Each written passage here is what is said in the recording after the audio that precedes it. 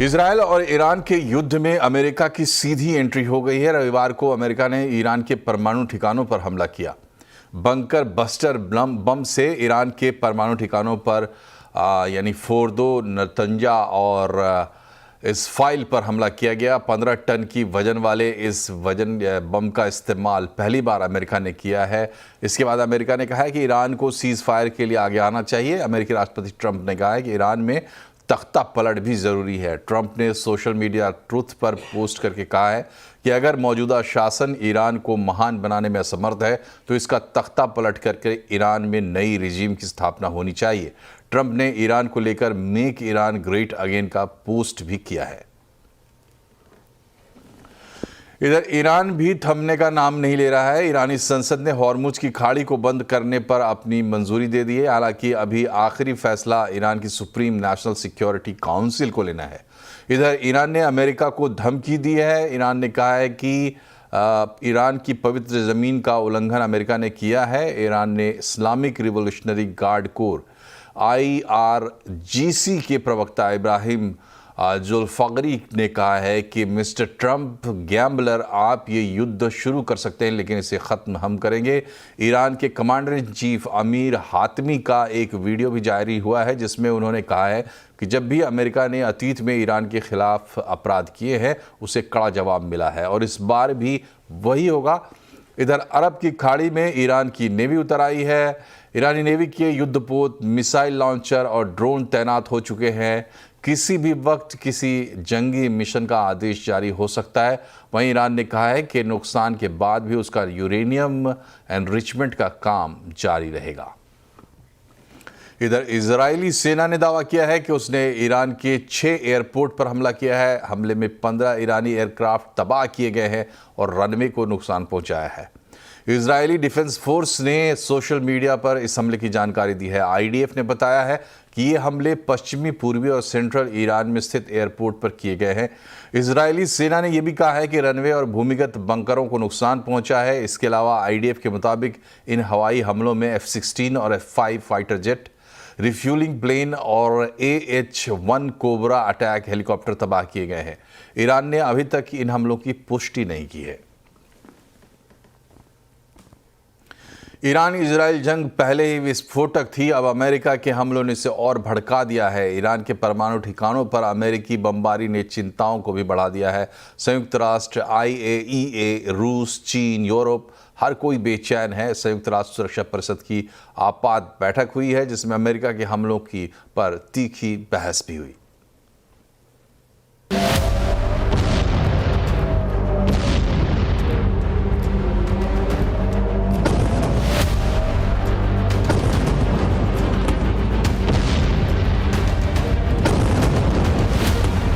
पश्चिम Asia में बर्बादी का बवंडर।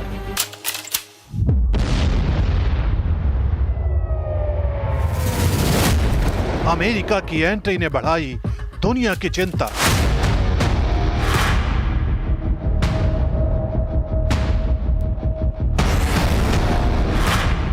खतरनाक पड़ाव पर ईरान वर्सेस इजराइल की जंग। ईरान और इजराइल के बीच चल रहे टकराव में अमेरिका की एंट्री ने वैश्विक स्तर पर डर और चिंता को और गहरा कर दिया है। अमेरिका ने ईरान के 3 प्रमुख परमाणु ठिकानों पर हमला किया और इसके बाद जियोपॉलिटिकल समीकरण हिल गए। ये हमला जहां एक और न्यूक्लियर डिटरेंस के नाम पर हुआ, वहीं अब सवाल यह है कि क्या यह किसी बड़ी जंग की शुरुआत है।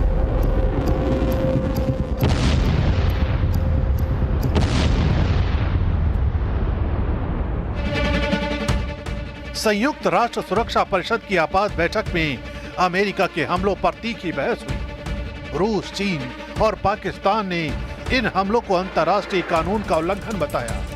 उन्होंने तत्काल युद्ध विराम की मांग करते हुए मसौदा प्रस्ताव रखा। UN महासचिव एंटोनियो गुटेरेस ने चेताया, यह हमला खतरनाक मोड़ है और इसका असर क्षेत्र से आगे तक होगा। उन्होंने ये भी कहा, हम युद्ध की दलदल में जा रहे हैं और अब डिप्लोमेसी ही आखिरी उम्मीद है। लेकिन अमेरिका ने हमले को जायज बताया और चेताया अगर ईरान ने जवाब दिया तो इसका अंजाम भयानक होगा। आईएईए प्रमुख राफेल ग्रोसी ने कहा, अगर बातचीत का रास्ता बंद हुआ तो अकल्पनीय स्तर की तबाही हो सकती है। उन्होंने बताया कि ईरान के फोर्दो, नातांज और इस्फहान साइट्स पर भारी बमबारी से संरचनात्मक नुकसान हुआ है। आईएईए टीम ईरान में मौजूद है, लेकिन उन्हें साइट पर जाने के लिए युद्ध विराम चाहिए। राफेल ग्रोसी ने यह भी कहा कि यूरेनियम का स्टॉक फाइल पहले ही शिफ्ट किया जा चुका था।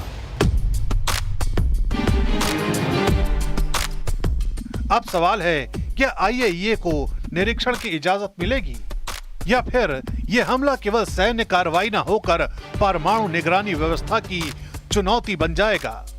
दुनिया भर की सरकारें और एजेंसियां अब इसी बात को लेकर परेशान हैं। क्या तनाव अब पूरी दुनिया को अपनी चपेट में ले लेगा? फ्रांस, जर्मनी और ब्रिटेन ने संयम बरतने की अपील की है। खाड़ी देशों में सैन्य अलर्ट बढ़ा दिया गया है। अमेरिकी ठिकानों की सुरक्षा सख्त हो गई है। तेल की कीमतों में तेज उछाल आया है। राजनयिक हलकों में चर्चा तेज है कि अगर ईरान जवाब देता है तो क्या अमेरिका एक भयानक युद्ध को अंजाम तक पहुंचाएगा? ईरान के सुप्रीम लीडर खामेनेई के ट्वीट से समझिए कि हालात कहां तक पहुंच चुके हैं। ज़ायनिस्ट दुश्मन ने बहुत बड़ी गलती और बहुत बड़ा जुर्म किया है। अब उसे इसकी सजा मिल रही है और यही सजा अभी दी जा रही है। जाहिर है, पश्चिम एशिया समेत पूरी दुनिया के लिए घड़ी बेहद नाजुक है। यही वजह है कि दुनिया इस नई संभावित तबाही पर ब्रेक लगाना चाहती है।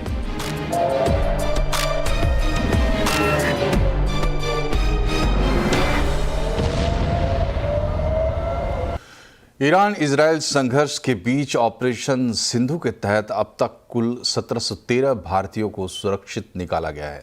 ईरान के मशहद से एक और प्लेन रविवार की रात 285 नागरिकों को लेकर नई दिल्ली पहुंचा। इजराइल से जॉर्डन, मिस्र के रास्ते से भारतीयों की वापसी हो रही है। सीधे इजराइल ज़्यादा जानकारी दे रहे हैं संवाददाता रिफत। मैं इस वक्त हूँ इसराइल के टेल अवीव में और यहाँ पर इसराइल से अब भारत के नागरिकों को इंडियन एम्बेसी की तरफ से इवैक्यूएट किया जा रहा है। कल 162 लोगों को जॉर्डन से इवैक्यूएट किया गया और आज जॉर्डन से 182 लोगों को इवैक्यूएट किया जा रहा है और इजिप्ट से तकरीबन 90 लोगों को इवैक्यूएट किया जा रहा है। और आप देख सकते हैं यहाँ पे ये सारे इंडियन नेशनल्स हैं, यहाँ पहुँच चुके हैं और यहाँ से अब ये जो है इजिप्ट के रास्ते से जाएंगे। मैं दिखाने की कोशिश करूँगा। फिलहाल इनको यहाँ पे बंकर में रखा गया है। ये बंकर है, शेल्टर है यहाँ पे और इनको यहाँ पे रखा गया है। ये देखिए किस तरीके का शेल्टर यहाँ पे रहता है। ये इंडियन एम्बेसी की तरफ से अरेंजमेंट्स किए गए हैं और यहाँ बहुत नीचे जाके आप देख सकते हैं कि किस तरीके से इनकी सेफ्टी और सिक्योरिटी को इंश्योर किया जाता है। और ये अंडरग्राउंड बंकर्स हैं जहाँ पे इनको तब तक रखा जाता है जब तक गाड़ियों में बिठा के इनको इवैक्यूएट ना किया जाए। ये एक बहुत बड़ा बंकर है और यहाँ आप देख सकते हैं ये सारे इंडियन नेशनल्स हैं और इनको इजिप्ट के रास्ते से अब इवैक्यूएट किया जा रहा है। आपका शुभ नाम? रत्नदीप। क्या कहेंगे, अभी आप जा रहे हैं तो यहाँ पे क्या ऐसा लगा कि जाने की ज़रूरत पड़ी आपको? ज़रूरत पड़ गया था कुछ दिनों से, क्योंकि जो हालात और स्थिति तो यहाँ पे थी वो बिगड़ते जा रहा था और भारत सरकार ने जल्दी सबको इवैक्यूएट करने का डिसीजन लिया था और वो बहुत अच्छा हुआ क्योंकि हम सभी अभी घर जा पा रहे हैं। तो अब अमेरिका सीधे तौर पर युद्ध में कूद पड़ा है। ऐसे में जंग के और बढ़ने की आशंका गहरा गई है। आवाज अड्डा में इसी पर होगी चर्चा। क्या और भड़केगी जंग? शाम 7:57 पर। पश्चिम एशिया में बढ़ते तनाव के बीच बाजार में दबाव रहा। सेंसेक्स निफ्टी गिरावट के साथ बंद हुए। सेंसेक्स 511 पॉइंट गिरा। निफ्टी 141 पॉइंट फिसल कर बंद हुआ है। इसके अलावा मिड कैप, स्मॉल कैप शेयरों में निचले स्तर से रिकवरी देखने को मिली। स्ट्रेट ऑफ हॉर्मुज बंद होने की आशंका बढ़ गई है और इस आशंका से एक्सपोर्टर परेशान हो रहे हैं। जानकारों की माने तो लॉजिस्टिक्स कॉस्ट में करीब 15 से 20% की बढ़ोतरी पहले ही हो चुकी है और अब अगर ईरान हॉर्मुज बंद करने का फैसला कर लेता है तो स्थिति और बिगड़ सकती है। ईरान और इजराइल के बीच जारी जंग में अमेरिका की एंट्री भारतीय एक्सपोर्टरों के लिए परेशानी का सबब बन रही है, क्योंकि ग्लोबल क्रूड सप्लाई के साथ साथ मिडिल ईस्ट के देशों में एक्सपोर्ट प्रभावित हो सकता है। स्ट्रेट ऑफ हार्मस बंद होने से काफी इश्यूज आ रहे हैं। जो डायरेक्टली हमारी गल्फ कंट्रीज में माल जाता है वो सीधे इम्पैक्ट होगा और उसमें 55% तक शिपिंग लाइन वाले फ्रेट बढ़ा रहे हैं। जानकारों की माने तो पिछले 2 हफ्तों के भीतर लॉजिस्टिक्स कॉस्ट में 15 से 20% तक की बढ़ोतरी हो चुकी है। हॉर्मुज स्ट्रेट बंद हुआ तो क्रूड की ग्लोबल कीमतों में तेजी देखने को मिल सकती है। शिपिंग और लॉजिस्टिक्स माल भाड़ा और बढ़ा सकती है। तो एक तो जरूर है कि इस तरह के रिस्ट्रिक्शन आने तो ऑयल प्राइसेस मूव करेंगी। दूसरी चीज, शिपिंग फ्रेट बढ़ने के कारण जो ऑयल का ट्रांसपोर्टेशन कॉस्ट है वही बढ़ेगी, तो प्राइसेस जरूर डेफिनेटली बढ़ेंगी। जिस तरह का वॉर जोन है उसमें शिप सप्लाई करने में भी थोड़ा उनका इशू आएगा, वॉर प्रीमियम उनका बढ़ेगा, जनरल कार्गो का इंश्योरेंस प्रीमियम भी बढ़ेगा। तो ये जो फैक्टर्स हैं ये हमारे एक्सपोर्ट को प्रभावित करेंगे। अंतर्राष्ट्रीय ऊर्जा एजेंसी के मुताबिक दुनिया की 25% क्रूड ऑयल की सप्लाई स्ट्रेट ऑफ हॉर्मुज से होती है, जबकि 3000 से ज्यादा शिपिंग कैरियर हर महीने यहां से गुजरते हैं। लेकिन एक्सपर्ट्स के मुताबिक ये रूट बंद करने से ईरान की इकोनॉमी पर ही नहीं, चीन की क्रूड आपूर्ति पर भी असर पड़ेगा। आलोक प्रियदर्शी, दिल्ली। ईरान के संकट से भारत में क्रूड को लेकर चिंताएं गहरा गई हैं, लेकिन पेट्रोलियम मंत्री हरदीप सिंह पुरी का कहना है कि हालात पर नज़र बनी हुई है। साथ ही उन्होंने कहा है कि हाल में के वर्षों में भारत ने तेल इंपोर्ट के लिए अपनी स्ट्रैटेजी को काफ़ी डाइवर्सिफाई किया है और इसीलिए अभी चिंता करने की कोई ज़रूरत नहीं है। We are also confident that we can increase the supply of crude through other routes should the situation so warrant. We are in touch with all possible actors in this, the supply routes, etc. And I believe that there is no cause for any alarm on this score. Of course, we will be watching the unfolding situation, and the Honorable Prime Minister has already spoken with all the major leaders. He's had a long conversation with the President of Iran also, and calling for de-escalation. Straight of Hormuz संकट के चलते shipping कंपनियों के पंख लग गए हैं। जी shipping SCI में आज अच्छी तेजी देखने को मिली है। पूरी खबर बता रही है कंचन नौटियाल। बेसिकली जो ये ईरान और ये पूरा कॉन्फ्लिक्ट चल रहा है उस वही एक वजह है इन शेयर्स में तेज़ी के पीछे का। देखिए, माना ये जा रहा है कि जो फ्रीट का प्राइस है उसमें हमें एक स्पाइक देखने को मिल सकता है। स्पाइक वहाँ पे आता है तो जी शिपिंग और शिपिंग कॉर्पोरेशन ऑफ इंडिया जैसी कंपनीज है वहाँ पे हमें अच्छी खासी तेज़ी जो है वो आगे चल के देखने को मिल सकती है। जब से यूएस ने स्ट्राइक किया है ईरान की न्यूक्लियर साइट में, तब से जो टेंशन है वो और भी ज़्यादा हीटअप यहाँ पे होती हुई दिखाई दे रही है। अब ईरान ने थ्रेट किया है, जैसे कि मेंशन भी किया गया कि स्ट्रेट ऑफ हॉर्मुज को बंद किया जाएगा, लेकिन अभी भी कोई फाइनल डिसीजन नहीं आया है। इसके अलावा जो BDI है, बेसिकली वहां पे हमें पिछले एक हफ्ते में करीब 13.5% की गिरावट देखने को मिली है और माना यह जा रहा है अगर टेंशन और भी ज्यादा बढ़ती है तो ये जो गिरावट है और भी ज्यादा गहराती हुई हमें दिखाई देगी। इसके अलावा जो टैंकर की फ्री ट्रेड है उसमें भी अगर कोई डिस्ट्रप्शन आता है वहां पे भी हमें महंगाई जो है वो बढ़ती हुई दिखाई देगी। ब्रेंट क्रूड की बात करी जाए तो पिछले हाल ही के टाइम पे हमने इसे $81 प्रति बैरल तक जाते हुए देख लिया है और अगर टेंशन और बढ़ती है तो देखिए यहाँ पे जो प्राइस है वो हमें और भी ज्यादा बढ़ता हुआ दिखाई देगा। अगर ब्रेंट के जो प्राइस है उसमें $10 का अप्रोक्सीमेटली अगर स्पाइक आता है तो इंडिया को तेल इंपोर्ट करने में करीब 13 से 14 बिलियन डॉलर जो है वो खर्च करना पड़ेगा। अगर ऐसा होता है तो जो इंडिया का करंट अकाउंट डेफिसिट है उसमें हमें करीबन जो गहराई है वो और भी ज्यादा वाइडन होती हुई दिखाई देगी, करीब GDP का 0.3%। इसके अलावा कंपनी वाइज इंपैक्ट देखा जाए तो जो शिपिंग कॉर्पोरेशन ऑफ इंडिया है as compare to their peers, उनका जो फ्लीट है टैंकर्स का वो काफ़ी ज़्यादा बड़ा है, तो यहाँ पे इनको अच्छा खासा फायदा आता हुआ दिखाई दे सकता है। और जो अपस्ट्रीम कंपनीज है जैसे कि ONGC, उसको बढ़ते कच्चे तेल की कीमतों से एक अच्छा खासा इजाफा हो सकता है, लेकिन जो डाउनस्ट्रीम कंपनीज है जैसे कि IOC और BPCL, वहाँ पे जो मार्जिन है वहाँ पे एक प्रेशर आता हुआ दिखाई दे सकता है। लेकिन यही समझा जा रहा है इस टाइम पे कि अगर फ्रीट का जो प्राइस है वो ऊपर जाता है तो जी शिपिंग और साथ में शिपिंग कॉर्पोरेशन ऑफ इंडिया के लिए फायदा है। और ईरान इजराइल तनाव के बीच चेन्नई पेट्रो MRPL में आज जोरदार तेजी देखने को मिली। इसके अलावा रिलायंस में भी निचले स्तर से सुधार हुआ है। दरअसल यस सिक्योरिटीज़ ने जो रिफाइनिंग कंपनियां हैं उन पर एक रिपोर्ट निकाली है। क्या है इस रिपोर्ट में ख़ास, बता रहे हैं यतीन मोता।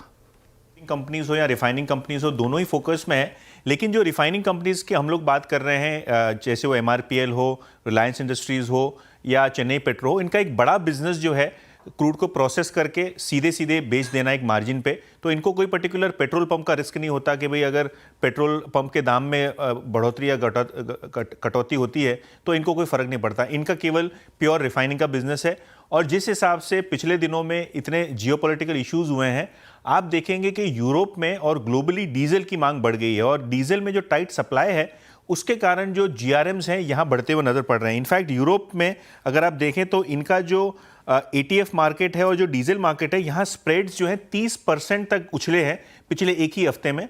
और ओवरऑल अगर हम डीजल के GRM की बात करें तो यहाँ लगभग $20 प्रति बैरल के हिसाब से आपको रिफाइनिंग मार्जिन्स और क्रैक्स में उछाल देखने को मिल रहा है। तो कहीं ना कहीं डीजल के क्रैक्स काफ़ी मजबूत हैं ग्लोबल मार्केट में। इनफैक्ट सिंगापुर GRM भी $6.5 प्रति बैरल के आसपास पहुंचा हुआ है, जो कि एक बेंचमार्क होता है जो एनालिस्ट ट्रैक करते हैं रिफाइनिंग कंपनीज को और रिलायंस को। ये सिंगापुर GRM ज़रूर देखते हैं। पर ये $6.5 पर बैरल अगर है तो भारतीय कंपनियां थोड़ा एफिशिएंट होती हैं और इनका GRM लगभग $10 प्रति बैरल के आसपास रहने की उम्मीद है। तो Q1 की अर्निंग्स की अगर हम बात करें तो जिस हिसाब से जियोपॉलिटिकल सिचुएशन चेंज हुई है, डीजल और रिफाइनिंग के क्रैक्स इंप्रूव हो रहे हैं, शायद रिलायंस इंडस्ट्रीज, MRPL और चेन्नई पेट्रो जैसी कंपनियों को इसका फायदा होता हुआ दिखाई पड़ेगा, ऐसा येस सिक्योरिटीज़ का मानना है। और तीनों ही स्टॉक्स पे इनकी खरीदारी लेकर आया है। इनफैक्ट चेन्नई पेट्रो पे उनका जो टारगेट है वो करंट मार्केट प्राइस से लगभग 35% ऊपर है। और मौजूदा बाजार में भारतीय इक्विटी पर FIIs बुलिश नज़र आ रहे हैं। मार्च, अप्रैल और मई के बाद जून में भी FIIs की अच्छी खरीदारी रही है।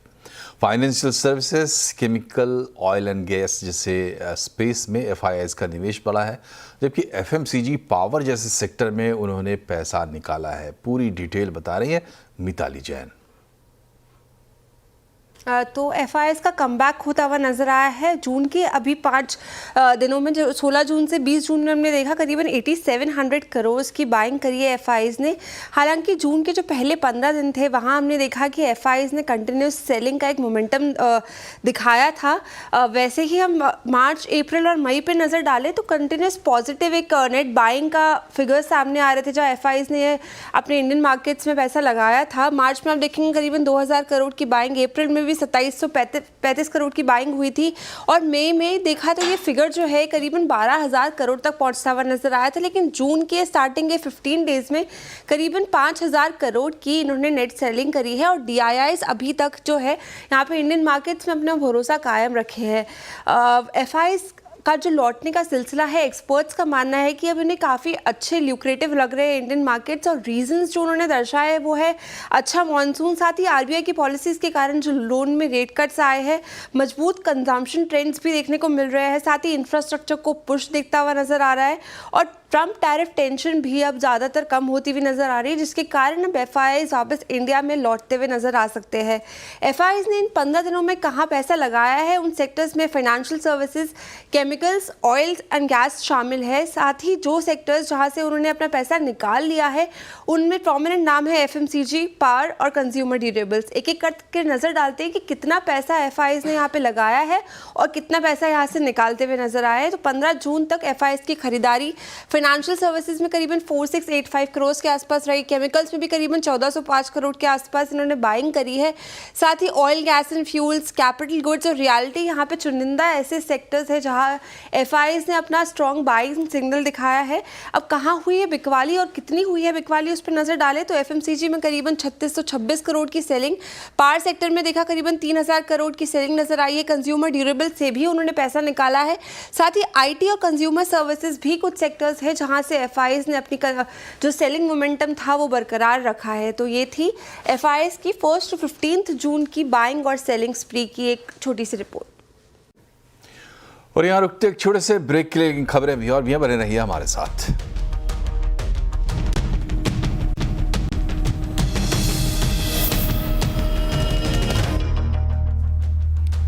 ब्रेक के बाद एक बार फिर से आपका स्वागत है। अहमदाबाद एयर क्रैश मामले में पार्लियामेंट्री कमेटी बोइंग के अधिकारियों को समन करेगी।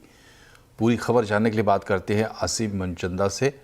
आज ही हमने आपको एक दूसरी खबर भी दी थी कि DGCA सेफ्टी ऑडिट पर सख्ती करने जा रहा है, और इसी कड़ी में आज ही एक दूसरी खबर ये आ रही है कि पार्लियामेंट्री कमेटी जब बैठेगी तो बोइंग के अधिकारियों को समन कर सकती है। दरअसल अहमदाबाद में जो विमान हादसे का शिकार हुआ था उससे बोइंग कंपनी ने ही बनाया था, तो जांच पड़ताल में बोइंग से भी सवाल जवाब होंगे, और इसी नाते बोइंग के अधिकारी वैसे भी जांच के लिए भारत में आने वाले थे।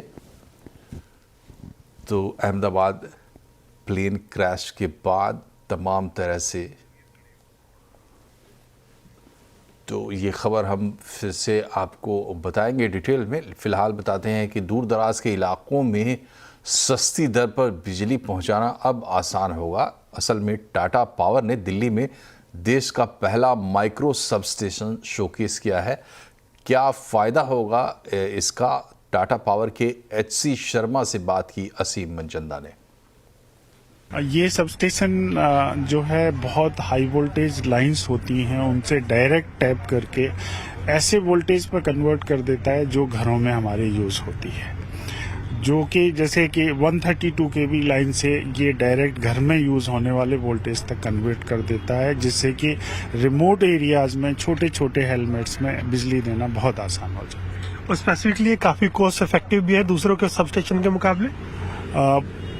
अगर हम छोटे हेलमेट की बात करें, कहीं दूर से सप्लाई लाएंगे तो डेफिनेटली कॉस्ट इफेक्टिव भी है। तो आप वो भी एक्सपेरिमेंट बता रहे थे कि करीबन इसकी कॉस्ट 1.5 करोड़ रुपए के आसपास आती है, जबकि दूसरे की जो सबस्टेशन लगाना पड़ता है उसकी कॉस्ट 40 करोड़ से लेकर के 60 करोड़ तक आती है। हाँ, वो लेकिन उसमें क्या है कि बड़े सबस्टेशन में हो सकता है 1 लाख कंज्यूमर को हम सर्व कर पाए, बट ये छोटा सबस्टेशन है, कम लोगों को सर्व करेगा, लेकिन जब वहाँ हमें कम लोगों की जरूरत है तो वहाँ उसके लिए ये बहुत कॉस्ट इफेक्टिव सोल्यूशन है। और जैसा कि हमने आपको बताया, अहमदाबाद एयर क्रैश मामले में पार्लियामेंट्री कमेटी बोइंग के अधिकारियों को समन करने वाली है। हमारे साथ असीम मनचंदा जुड़ गए हैं। बताएं असीम, क्या है डिटेल? देखिए, जब से एयर इंडिया का अहमदाबाद के अंदर प्लेन क्रैश हुआ है तब से जो भारतीय स्काई है उसके अंदर काफी सारी अनसर्टेनिटी है, काफी सारी चिंताएं हैं। अब क्या होगा कि पार्लियामेंट्री स्टैंडिंग कमेटी जो कि टूरिज्म, कल्चर और ट्रांसपोर्ट के ऊपर बनी हुई है, वो एयर इंडिया और बोइंग के अधिकारियों को सम्मन करने की तैयारी कर रही है। 29 जून को कमेटी की बैठक है। इस बैठक के अंदर जो DGCA है उसके साथ साथ BKS के अधिकारी भी इस बैठक के अंदर बुलाए जाएंगे। इतना ही नहीं, जो कमेटी है वो जो पुराने एविएशन मिनिस्टर्स है या फिर यूं कहें कि जो पुराने पायलट्स हैं उनको भी इसके अंदर बुलाएगी, उनसे पूरी जांच करेगी कि किस तरह से ये सारा हादसा हुआ। क्या ये एक मैनुअल एरर था, ह्यूमन एरर था, या फिर किसी तरह से ये जो प्लेन थे, खासतौर पर जिस तरह से कहा जाए कि बोइंग के प्लेन के अंदर खामी है, उसके अंदर किसी तरह की खामियां थी, उन सब की फैक्ट फाइंडिंग रिपोर्ट एक कमेटी तैयार करेगी। और इस फैक्ट फाइंडिंग रिपोर्ट को कमेटी जो मॉनसून का सेशन है उसके अंदर सब जनता के सामने, पार्लियामेंट संसद के सामने ये कमेटी वहां पर रखेगी। बहुत बहुत शुक्रिया आपका असीम। और इसी के साथ बुलेटिन में फ़िलहाल इतना ही, लेकिन खबरों पर लगातार अपडेट रहिए और इसके लिए जुड़े रहिए CNBC आवाज़ से, हमारे सोशल मीडिया हैंडल्स के ज़रिए। नमस्कार।